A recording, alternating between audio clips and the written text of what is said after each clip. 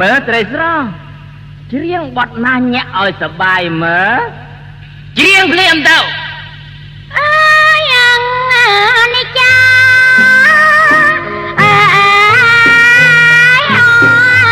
ចិត្តអាចច្រៀងបទណាឲ្យសបាយទៅជាច្រៀងបទកំសត់ទៅវិញដូរបទភ្លាមណាមិនច្រៀងភ្លាមទៅកុំចង់រត់ទៅណាមិនរួចទេលេង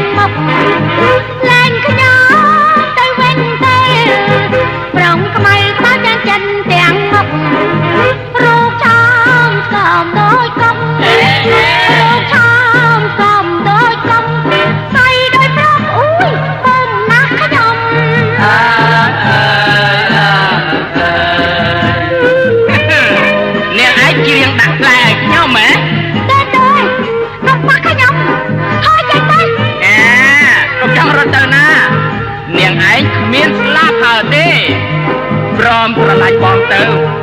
សម្បត្តិបងពេញឃ្លាំងប្រគល់ជូនអូនទាំងអស់លោកអើយមើលសាច់ឲ្យមាត់ខាយឆ្ងាញ់ណាស់ឆ្ងាញ់ណាស់លេងខ្ញុំទេមិនលេងទេ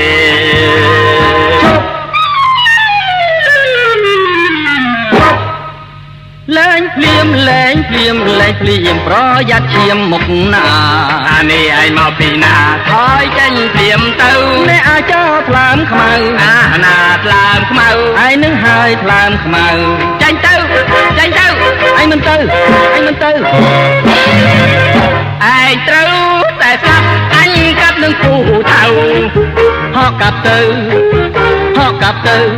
ត្រូវតែស្លាប់ចាប់មកកម្មទៅ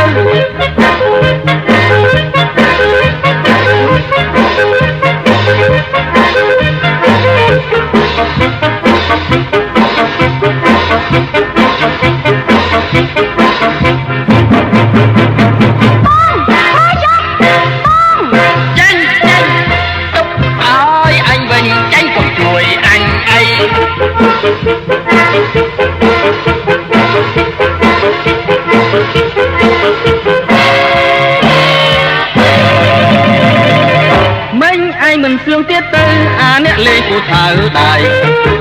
ឈាមទៅវាខ្មាស់ស្រីអាមនុស្សចង់រៃអញលាឯងសិនហើយមកអូនទៅផ្ទះវិញដាច់វាចេញទៅហើយវើយមកវើយចាប់ឡើង